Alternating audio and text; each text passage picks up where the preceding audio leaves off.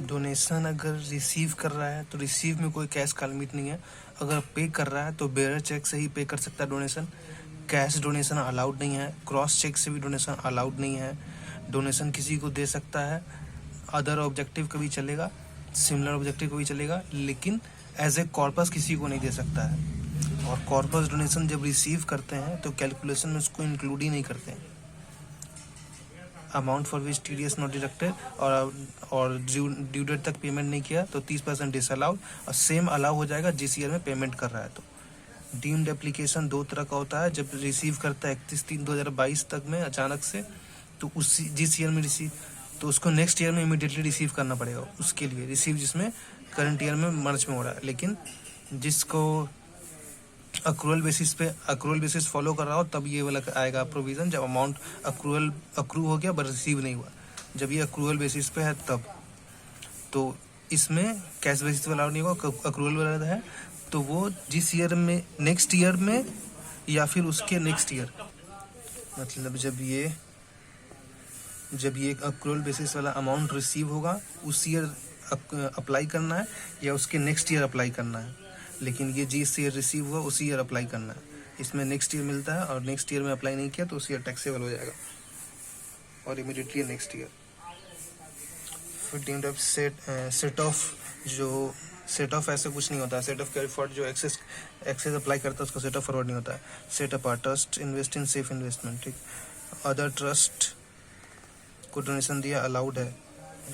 Repayment किया तो repayment और कॉर्पस, जब रिपेमेंट और कॉर्पस में जब रिफिल करा तब अलाउड है।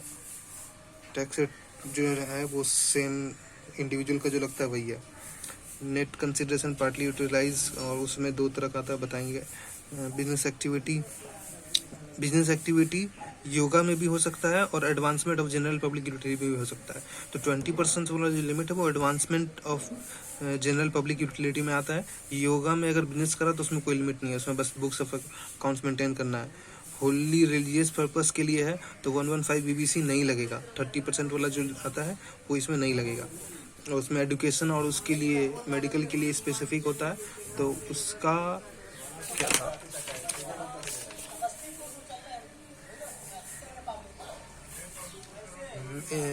एजुकेशन मेडिकल हॉस्पिटल के लिए स्पेसिफिक अनोनिमस मिला है तो 115 BBC लगेगा 30% वाला। कैश बेसिस और कैश डोनेशन ये भी बता दिए। कैपिटल गेन इसका 3 एंट्री हो रहा था। जब फुल्ली यूटिलाइज है तो पहले टोटल में इंक्लूड कर लिए जो कैपिटल गेन है, गेन जो निकल रहा है। इंडेक्स का सीन नहीं दिया था तो इसमें इंडेक्स का बात नहीं किए थे, पूरा इंक्लूड कर लिए थे। कहाँ गया, कैपिटल गेन को पूरा इंक्लूड कर लिए। उसके बाद यहाँ पे 15% 85% सेटअप होता था, 15% इसमें से निकल गया।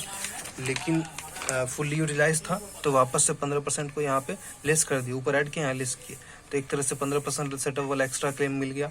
फिर जो एक्सेस यूटिलाइज किया वो तो अप्लाइड मानेंगे, तो वो अप्लाइड मान लिया।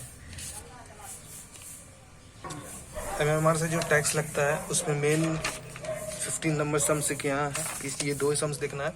यहाँ पे टोटल एसेट FMB और SD और FMB whichever is lower. Creditor में जो बिल नहीं है उसको नहीं मानेंगे, ये TDS नहीं लेंगे। अब यहाँ पे होता कैसे है, कैपिटल लायबिलिटी था जो वो टोटल जो बैलेंस शीट का फिगर है वो टोटल ले लिए, उसमें से माइनस कर दिए कैपिटल भी, और क्रेडिटर में से जो 30 का बिल नहीं था वो माइनस कर दिए। यानी आएगा सिर्फ क्या, जिसका total liability minus capital minus no bill for creditor minus corpus fund minus provision for taxation minus reserve and surplus. Merger हो रहा है तो मर्जर में डेट तो एक ही होता है, इसमें कोई अलग डेट नहीं है, तो इसके 14 दिन के अंदर टैक्स पेमेंट करना पड़ता है 34.944%।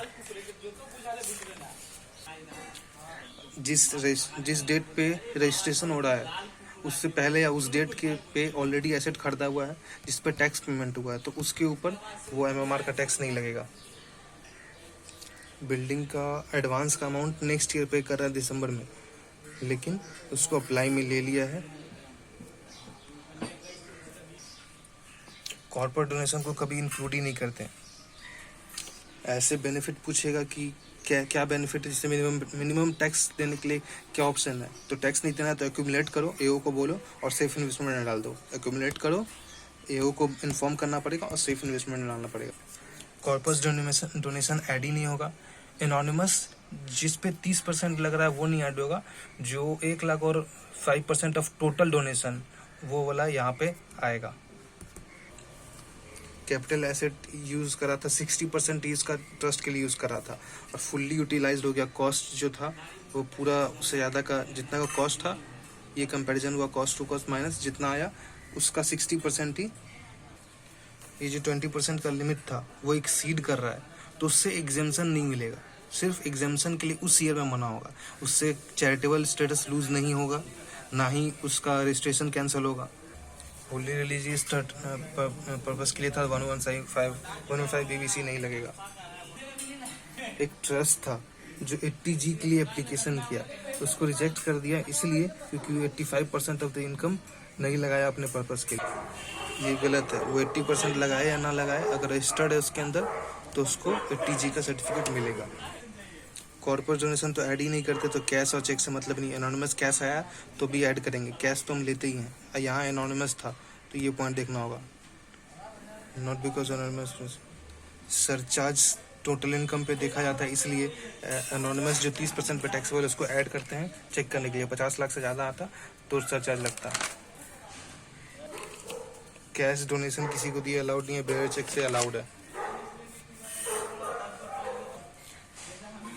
5 लाख का जो अप्लाइड है उसके अंदर 5 लाख रुपया किसी फाउंडर का था, तो फाउंडर रिलेटेड पर्सन क्या आएगा, अब ऑलरेडी यहाँ पे अप्लाइड में डाला हुआ है तो वहाँ से माइनस करेंगे, प्लस सेम FMV उसका ये इनकम में ऐड करेंगे, तो 2 ट्रीटमेंट हो गया। कहा गया यहाँ 5 लाख लेस कर दिए, फिर वापस यहाँ 5 लाख ऐड कर दिए।